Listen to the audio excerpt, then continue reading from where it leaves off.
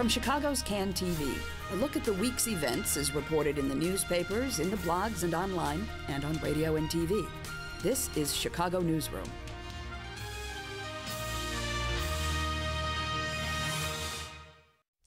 Hello and welcome to Chicago Newsroom. I'm Alden Loury, filling in for Ken Davis. Chicago Newsroom is a community service of CAN TV. Joining me today are Carol Felsenthal from Chicago Magazine and Chip Mitchell from Chicago Public Radio. Thanks for joining us. Great to be here. Great. Just a quick word, you guys, really esteemed. Carol, you've written a lot of books. Your latest biography on Bill Clinton and his post-presidency, and a host of magazine profiles throughout the years. Folks like Ann Landers, Michelle Obama. You've talked to literally a who's who of folks. And Chip doing reporting on the West Side for WBEZ out of the Humboldt Park Bureau. And yourself, having reported in Pagoda and pretty much all over immigration, a lot of immigration reporting. So it's really a joy to be here, joy to fill in for Ken. And let's jump right into it. Springfield, among a number of headlines this past week, Springfield, a lot of activity down there. There's the remap, there's the budget. Where do we start? How about if we start with the remap? A lot of issues there and a lot of people not happy about the map. The Republicans, a number of Latinos not happy about the Latino groups not happy about the map. A number of Chinese American groups also not happy about the map. Carol, you mentioned before the show that this thing is definitely going to end up in court. What tells you that so far? Well, because it's such a hit at the Republicans. Now, this is nothing new. You go and look at Texas and what happened to the Democrats in Texas. So this is the way politics is played. When Tom DeLay was in control of that legislature. Right. You control the legislature, you control the remap. But this is a pretty zany map. For example, yesterday I interviewed a very young man. He will barely be old enough to be in Congress, who's going to challenge Bob Dole in the 10th Congressional District. He's running as a Democrat. He'll probably have a couple of challengers in the primary. The way the map was drawn, Bob Dole no longer lives in the 10th District. They put him into the 9th District, which is, I believe, Danny Davis's district. So there are, and Bobby Rush, 2nd District is Bobby Rush? Yeah, he was able to maneuver things so that there's certain churches that he wanted to be certain were in his district. But there are 5 Republican congressmen who will be in big trouble. The National Democratic Party, the DCCC, and the DNC under Debbie Wasserman Schultz are looking to Illinois as the prime state in which to regain some of the losses of 2010. And the question is, do the Republicans have a leg to stand on in court to challenge us? I'm not sure that they do. Now, some groups where there's some discontent where they may have a leg to stand on in court would include racial minorities, because they're guaranteed under the U.S. Voting Rights Act to have some representation that reflects their numbers in the state. And what's happened over the last 10 years in Illinois is the population of white folks and African Americans has declined, and among Hispanics, Latinos, it's increased. In fact, by one count, well, but census numbers, it's up about 440,000 over the decades. So that's about a 33% increase in Latinos. Yeah, and Latinos are now the largest racial minority in the state of Illinois, surpassing African Americans. So does this map not provide? That's a congressional district in itself. In and of itself, that number. Well, right, yeah. So there's over 2 million Latinos of a statewide population of about 13 million. So there was a lot of hope that, looking at the congressional map, right now there's one majority Latino congressional district. There was a hope that there would be another, and Latinos did not get that. They did make some gains in the state legislature. So in the House, for example, they've picked up about 3 seats, and it looks like they have about. Close analysis of the maps is still going on, but it looks like they've got about 10 seats in the state House that are either above 60% representation of Latinos, and that's a gain of about 3. So, if Illinois had anything like proportional representation based on race lines, Latinos would have, a couple dozen seats in the state house. So it's unclear what sort of legal response there will be from Latinos. The group with the deep pockets and the expertise at filing lawsuits under the U.S. Voting Rights Act, of course, is MALDEF, the Mexican-American Legal Defense Fund. They say they're very unhappy with these maps, but they're not saying yet, they're not yet promising or threatening to file a suit, so we'll see what happens with that. In fact, I've heard that they are not going to, that they are going to stick with the Democrats, which is their natural alliance, and not get into a fight that might align them with the Republicans. But one of the other there's so many quirks in this map that interest me, and one of them is that Jesse Jackson Jr. now has the area in which he wants to build the third airport in his district, and that was always a kind of a problem for him, because other congressmen say, why don't you just pay attention to your district and do what a congressman is supposed to do. Now he can say, as he fights for the airport, assuming that he has any clout left, although if we could go into the Blagojevich trial, I thought Jesse Jackson came off pretty well. He didn't. He was unscarred. He's had some trouble with personal relationships in Washington. Right. Yeah. So the map is interesting, and I think even more interesting is if you look at our governor, Pat Quinn. Is the casino bill, because how is he going to twist himself? He's in the shape of a pretzel more than he's not. Yeah. How's he going to get out of this? Well, he's gone on record saying that the bill is excessive. He's talked tough, but is he going to follow through? I mean, is he going to put him in a room with Rahm Emanuel, and he may be a pretzel that looks like it has some ketchup on it, or I just am fascinated to see what Governor Quinn does here in this whole casino bill. I think is going to be a problem for people in the city. I think it's not the best, not the I don't want to use the word moral because it makes me sound like a prude, but there seems something wrong to reverting to casinos to try to raise revenue. Well, Mark Brown, he called it in the Sun-Times, the column, he called it the sucker tax. Yeah. And we know that casinos are frequented most heavily by poor people, by working people, by racial minorities, by seniors. In other words, the people who can least afford to forfeit their money. The house always wins in these casinos in a general sense, and there's also some questions that never come up about the money that isn't siphoned off by the state. Where does that money go? Is this sort of entertainment money that's most productive for generating economic activity? I doubt it. I don't think Harrah's, for example, is reinvesting a lot in Illinois. I think that money goes elsewhere. So it will be interesting to see what Quinn does, because of course the state is in a big economic bind. It is, and the casino in Chicago and this expansion of gaming in Illinois has been around. The idea has been around for a long time. It's never quite been able to work out because there were so many different kind of competing interests to some degree.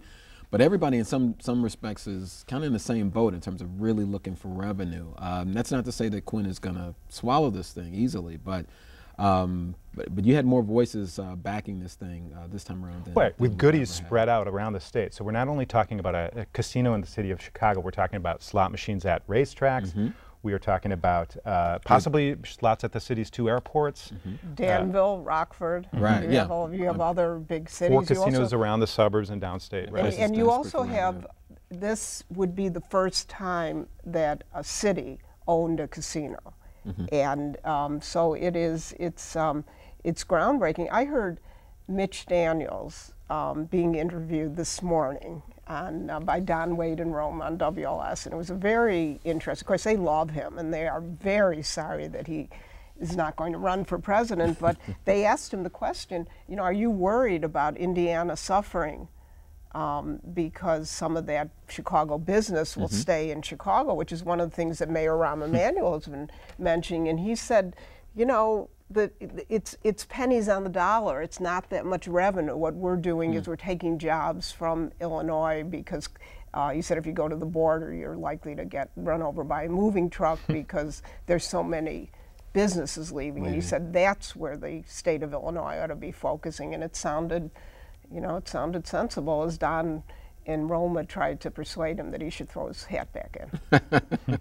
Speaking of people running for president, and speaking of Rahm Emanuel, you hinted that Emanuel may be looking at 2016 for a presidential run. Well, how solid is that? I've been saying that from the beginning, that I see Rahm Emanuel as a one-term, perhaps a two-term mayor. And he is, you know, whatever you want to say about Rich Daley and Richard J. Daley, his father, their highest ambition was to be mayor of Chicago. They were totally identified with it. You could never, I think it was Lyndon Johnson that tried to get Richard J. to take a cabinet position in his administration. Richard J. Daley said, why would I want to do that? Why would I want to leave, you know, Bridgeport and go to Washington? Mayor Emanuel was asked on Good Morning America by George Stephanopoulos, an old friend of his from the Clinton administration, if you do a really great job as mayor of Chicago in 2016, people are going to be talking about you as a presidential candidate. And Emanuel did not exactly do a Sherman-esque denial. He said, I have the job I want now, which is a way of saying, sure, you know, I'm well, yeah, after Chicago mayor, you know, where else do you go? A U.S. senator from Illinois, governor of Illinois. Governor you do not command comparison. the resources Right. and the clout that the mayor of the city of Chicago does. He'd be historic, though. He'd be the first mayor to become president. Well, yeah, or, sure. Well, So make that you know, direct because leap. I thought Bloomberg would, Mayor Bloomberg of New York, but that doesn't look like it's going to happen. he's the boss now, and where do you go if you're the boss? You go, you know, there's only one other office for Rahm Emanuel. I would think that would interest him. Yeah, and he's got history with this in terms of making a direct proclamation or non-proclamation in this case. The last time when he was on Charlie Rose, and he talked about that he wanted to be mayor. That's a dream job for him, and you know, several months Charlie later. Rose has to get him back, right? Well, yeah, and ask him that direct question and see what he says there. Going back to Springfield this week, you know, the budget. It's been a long, drawn-out drama. It's been going on for several months now, and another one where Quinn is going to have to make some really tough choices. Where do you see that ending up? Borrowing is you know been thrown out there as a way to, you know, as a short-term kind of measure. Is the state ever really going to make the real tough choices that they have to make in this short term to kind of get this thing in order? I mean, Illinois was second only to California in terms of the gap, in terms of its share of its overall budget. I mean, it's really a bad situation. I am not a budget expert, and I'm not a state budget number cruncher, but I have noticed some things that the debate about the budget in recent years seems to be shifting continually to the right. And what I mean is that all of the debate right now is centered around the spending side. Where can we cut the budget? And oftentimes it's phrased in, where can we tighten our belt? You know, where can we trim the fat? And that's a little bit different. And, you know, in past years, there were legislative proposals to increase revenue, for example, to amend the state constitution to allow Illinois to become one of the states that has a progressive income tax. In other words, the more you earn, the more income you earn, the higher the percentage of income taxes, income tax rate you would pay. The way the feds do it. Right, and there are 41 states that have income taxes, and 35 of them have a graduated tax rate. It's progressive. Illinois, it's a flat rate. So that has not been in the debate at all this time, or other ways to generate revenue, except for this casino bill, which hits poor and working people the hardest. So I think the business interests have been very successful at shifting this debate further and further to the right. And you know, when we're talking about belt tightening, I'll make one other point. That, you know, we're not. You know, there is plenty of waste and inefficiency in state government, and there are still some corners to cut. There's some trimming that can always happen, but in a lot of cases, the fat that they're talking about. Well, I work on the west side of Chicago in a bureau in Humboldt Park, and in my neighborhood there's an organization called the Children's Association that is, I don't know if they're in a panic, but they're very worried right now because the budget bill that is on Governor Quinn's desk would cut their funding by 25%, their state funding by 25%. And that goes to a program for early childhood education for kids affected by HIV and AIDS. So either these kids have the virus themselves, or their parents or caregivers to. And these, so they ship in about 70 of these kids from around the city. The average household income, this group says, of these kids, household income from their families is less than $6,000 a year. So these are very poor kids. And these state cuts puts their early childhood education and a lot of other organizations for their health care and how they access resources on the chopping block. And this group, the budget that's on Quinn's desk, this group does not know exactly, isn't even sure how much has been cut. They're thinking about 25%, and they're not, they've had state cuts over the years. They're not sure where they're going to get it. So when we talk about belt tightening and trimming the fat, it's not an abstract thing for these kids. And that, you know, I blame myself. I wouldn't blame you, Alden.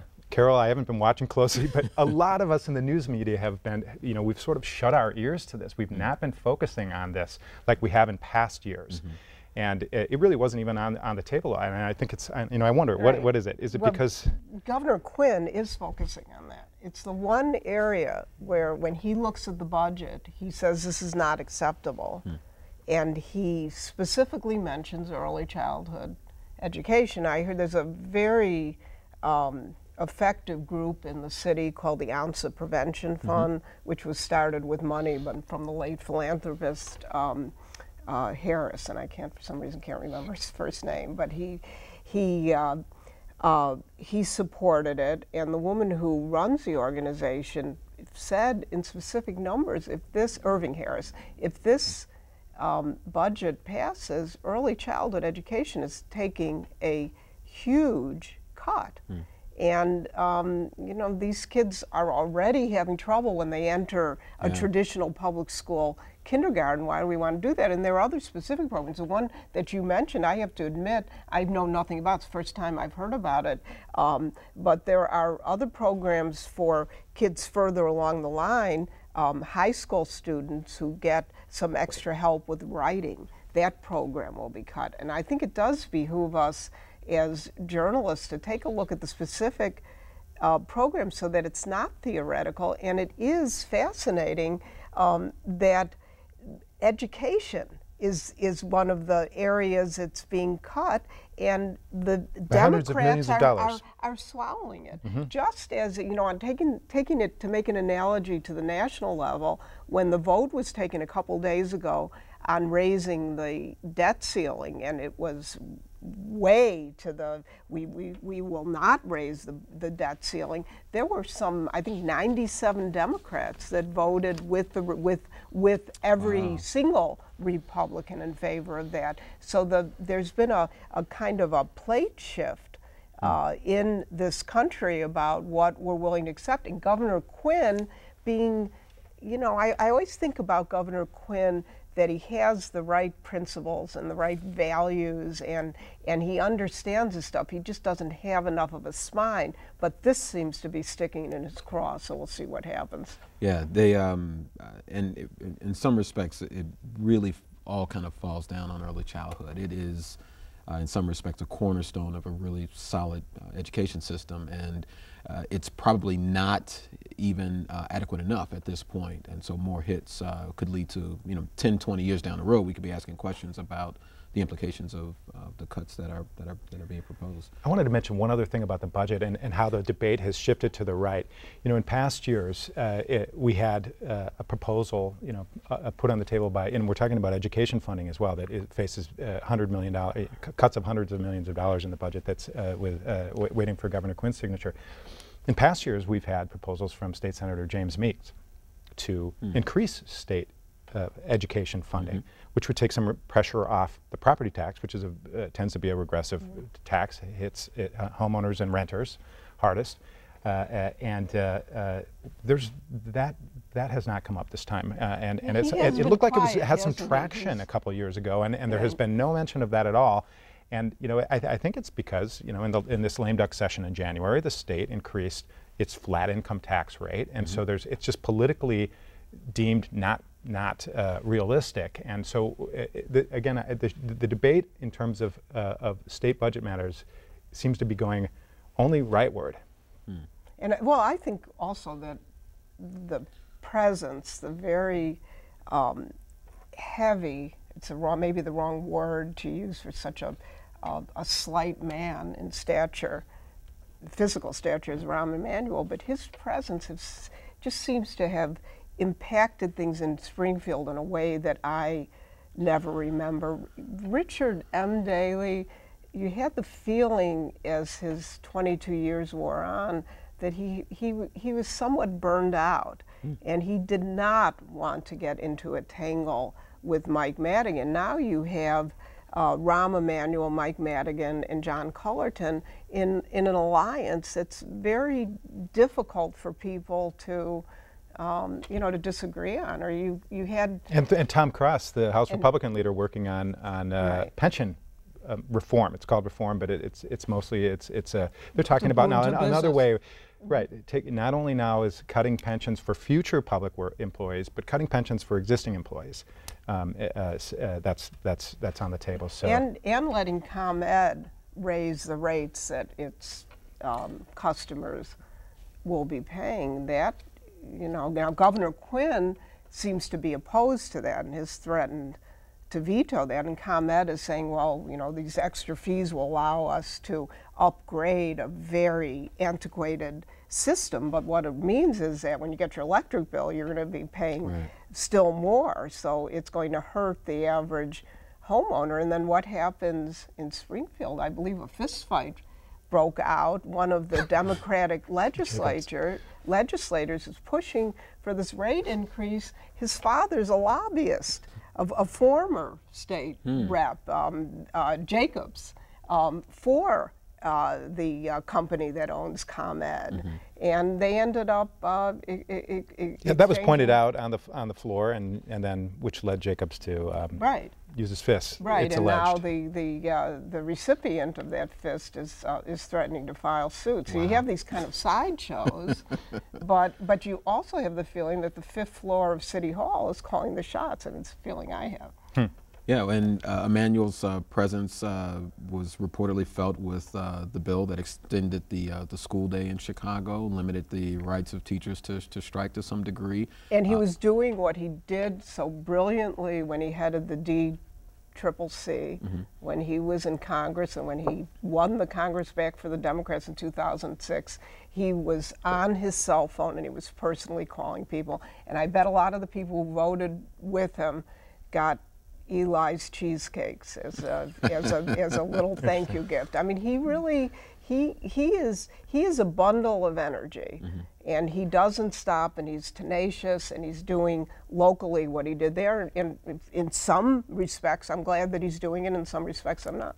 Yeah, he's very well connected, influential, and I think the matter is, will he use that influence in the right ways? I think he was also, I remember reading that he helped turn 5 votes on the gaming bill, in terms of getting that through. So curious about your thoughts on the DREAM Act and it passing, not overwhelmingly, but I'm curious if this is going to set the stage in some way. I hear that Obama's talking about immigration reform being his next big target, assuming he wins re-election. Well, he's been talking this way for many years, and it was a campaign promise of his. And when he talks about immigration reform, the most controversial part of that, of course, it would be a legalization for a large portion of the nation's 11 million estimated undocumented immigrants, and that number's holding steady despite the changes and we've seen in the economy.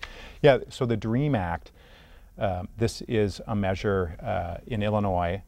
It's called the Illinois DREAM Act, and unlike a federal bill by the same name that has gone nowhere for the last decade, it's stalled repeatedly. The federal bill would actually give young people who've grown up mostly in this country, who are attending college or the military, it'd give them a path to legal status, to citizenship. The states do not have authority to grant anyone legal immigration status or citizenship. So what the Illinois DREAM Act would do is it would set up a scholarship fund for these young people, privately funded scholarships run by a state commission, enabling them to get some help financing a college education. And it may not sound like a big deal, but it could actually very quickly end up helping tens of thousands of young people attend universities in the state of Illinois. And yeah, it passed 61 to 53 in the House.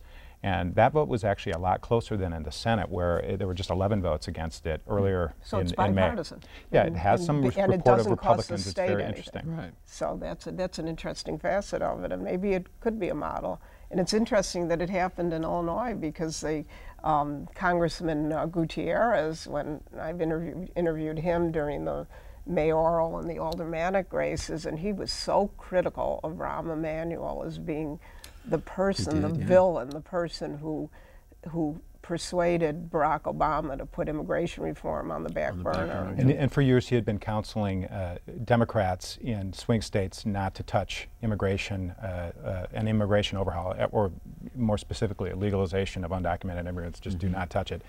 And so, you know, the Illinois DREAM Act and the federal DREAM Act, which is a lot different. So the Illinois DREAM Act is now waiting for Governor Quinn's signature, and he says he'll sign it. The federal DREAM Act does not appear to have legs. Illinois U.S. Senator Dick Durbin has reintroduced it, but the whole debate about young undocumented immigrants who've grown up in this country, who speak English, who consider themselves Americans, the whole debate about their status. Really, you know, the right wing, folks who want increased enforcement of our immigration laws along the border, internally with employers, they see these young people as the thin edge of the wedge. So it may be just scholarships now, but the more government programs there are to help these young people, they fear that it will lead to proposals and inertia to grant a much broader legalization. And that's really actually the case nationally as well. And immigrant advocates, they may not admit it, but they see it as the thin edge of the wedge as well. So I think when we're talking about these young people, it could be an opening salvo to talking about a much broader legalization, though I do not think it will happen before Obama is up for re-election next year. Well, it looks like we're going to have to kind of cut things off there, but I want to say thank you so much to Carol Felsenthal and Chip Mitchell for joining us today. You've been watching Chicago Newsroom, a community service of CAN TV. Of course, you can find us here on cable, but you can see this and other programs online at cantv.blip.tv. Check us out there, or subscribe on iTunes. I'm Alden Loury, filling in for Ken Davis. Thank you for joining us.